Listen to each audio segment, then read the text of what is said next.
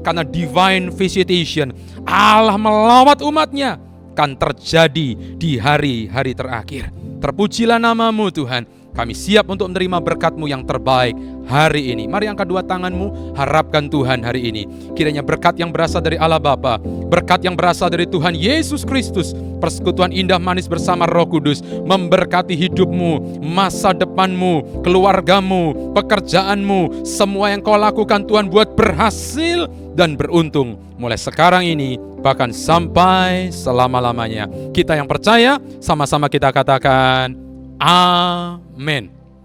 Saya percaya Tuhan Yesus memberkati.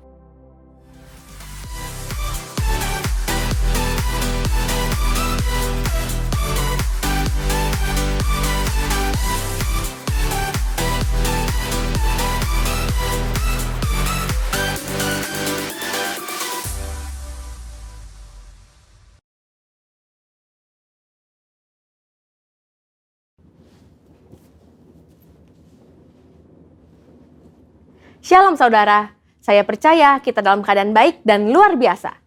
Pada Voice of Pentecost kali ini, kita akan membahas mengenai apakah orang yang sudah meninggal dapat menjumpai kita? Saudara pernah tidak mimpi didatangin orang terdekat yang sudah meninggal, lalu kita bingung, apakah orang yang mendatangi kita ini adalah betul orang terdekat kita atau bukan? Bagaimana kita dapat menjelaskan peristiwa unik namun nyata seperti ini? Mari kita lihat 3 anggapan yang berkembang di masyarakat Kristen secara luas, dan apa kata Alkitab mengenai hal tersebut. Pertama, fenomena yang terjadi sama seperti halnya Tuhan Yesus menjumpai murid-murid sebelum ia terangkat ke sorga. Ada tradisi yang berkembang di masyarakat bahwa orang yang telah meninggal masih dapat menjumpai orang yang masih hidup dalam kurun waktu 40 hari setelah kematiannya. Ditambah lagi dengan mengutip ayat sekenanya di luar konteks dan menyambungkan dengan peristiwa Tuhan Yesus menjumpai murid-muridnya selama 40 hari. Yang memegang kepercayaan ini pastinya tidak sadar bahwa Yesus bukanlah orang mati yang mengunjungi murid-muridnya, melainkan ia telah bangkit dari kematian dan hidup, seperti ada tertulis di Markus 9 ayat 9-10. Jadi, anggapan bahwa orang meninggal dapat menjumpai kita sebagaimana Tuhan Yesus adalah sebuah pemahaman yang keliru dan tidak sesuai dengan kebenaran Alkitab. Kedua, fenomena yang terjadi sama seperti saat Musa dan Elia menjumpai Tuhan Yesus di Bukit Transfigurasi. Sebagian orang mungkin beranggapan bahwa peristiwa ini dapat menjadi sebuah pijakan untuk menyatakan bahwa orang yang telah meninggal, yaitu Musa, menjumpai Tuhan Yesus dan bercakap-cakap dengan Yesus. Dalam konteks ini pun tidak tepat jika dijadikan landasan kepercayaan orang yang sudah meninggal masih dapat menjumpai manusia yang hidup. Sebab pada waktu itu Tuhan Yesus berubah rupa atau dalam bahasa Yunani disebut sebagai metamorfo. Sehingga baik Tuhan Yesus, Musa maupun Elia bersama-sama berada dalam dimensi yang berbeda dengan manusia pada umumnya. Dalam hal ini adalah Petrus, Yakobus, dan Yohanes yang menyertai Yesus pada saat itu. Ketiga, fenomena yang terjadi sama seperti ketika Saul berjumpa dengan Roh Samuel. Terdapat 2 penafsiran yang berkembang terkait dengan fenomena ini. Ada penafsiran yang mengatakan roh yang muncul itu bukanlah Roh Samuel, dan penafsiran lainnya mengatakan itu benar Roh Samuel, tetapi atas izin Tuhan untuk memberikan pelajaran dan peringatan kepada Saul. Nah, terlepas apakah kita berada dalam golongan yang meyakini itu adalah Roh Samuel ataupun bukan, Alkitab jelas menyatakan bahwa pemanggilan arwah, bertanya pada arwah yang dilakukan oleh Saul adalah pelanggaran terhadap firman Tuhan dan merupakan dosa. Karena itulah Saul mati. Tuhan Yesus seringkali menggunakan perumpamaan dalam mengajar agar lebih mudah dipahami. Dalam Lukas 16 ayat 19-30, Tuhan Yesus menyampaikan perumpamaan tentang orang kaya dan Lazarus. Dari sini kita dapat mempelajari bahwa ada jurang pemisah dalam dunia orang mati yang memisahkan 2 kompartemen yang berbeda, yakni Hades dan Firdaus. Pelajaran berikutnya adalah tidak diperlukan orang yang telah meninggal untuk mengunjungi orang yang masih hidup untuk menyampaikan pesan khususnya terkait pertobatan, sebab sudah ada pada mereka kitab suci. Mungkin ada saudara yang masih bertanya, lalu bagaimana mimpi yang tidak bisa kita rencanakan bisa terasa sangat nyata, seakan-akan orang yang sudah meninggal datang menjumpai kita? Setiap orang pasti pernah mengalami mimpi. Terkait dengan mimpi, Leland Ryken, seorang profesor emeritus bahasa Inggris yang juga adalah penata gaya sastra dari Alkitab English Standard Version, dalam Dictionary of Biblical Imagery menjelaskan, arti dreams and visions adalah mimpi akan muncul sesuai dengan kondisi yang sedang dialami manusia pada hari itu. Seperti yang dicontohkan dalam kitab Yesaya 29 ayat 8. Saat seorang yang lapar bermimpi ia sedang makan, tetapi ketika bangun, ia masih tetap lapar. Atau bisa juga saat merindukan seseorang hari itu, ia bisa bermimpi bertemu dengan orang tersebut. Dalam Alkitab, kita mendapati begitu banyak ayat yang menyatakan bahwa Tuhan menjumpai orang melalui mimpi. Tuhan memberikan pesan peringatan agar jangan sampai berbuat dosa. Tuhan memberikan pesan atau berbicara kepada orang tersebut. Tuhan mengabulkan permintaan, dan sebagainya. Namun, Alkitab tidak pernah menuliskan tentang orang yang sudah meninggal menjumpai orang yang masih hidup melalui mimpi. Jadi, sebenarnya siapakah yang dijumpai dalam mimpi orang-orang? Apakah itu setan atau roh jahat? Tentu tidak juga demikian. Dalam kedaulatan dan kasih-Nya, Tuhan bisa saja memberikan mimpi kepada kita, di mana dalam mimpi itu kita melihat orang yang telah meninggal dan penglihatan itu begitu sangat nyata untuk memberikan pesan penghiburan dan kekuatan kepada mereka yang masih hidup yang telah ditinggalkan oleh orang yang mereka kasihi. Namun, perlu dicatat bahwa tidak semua mimpi bertemu dengan orang yang telah meninggal adalah hal yang baik dan datang dari Tuhan. Sama halnya juga, bukan semuanya yang buruk dan datang dari iblis. Seperti dalam 1 Tesalonika 5 ayat 21, ujilah segala sesuatu dan peganglah yang baik. Maka dari itu, kita sebagai orang percaya tetap harus memiliki kepekaan dan ketajaman rohani dalam mengujinya. Saudara, untuk penjelasan lebih lengkap dari tim teologi kami, silakan cek link yang ada di atas atau scan QR Code yang tersedia. Salam integritas, Tuhan Yesus memberkati.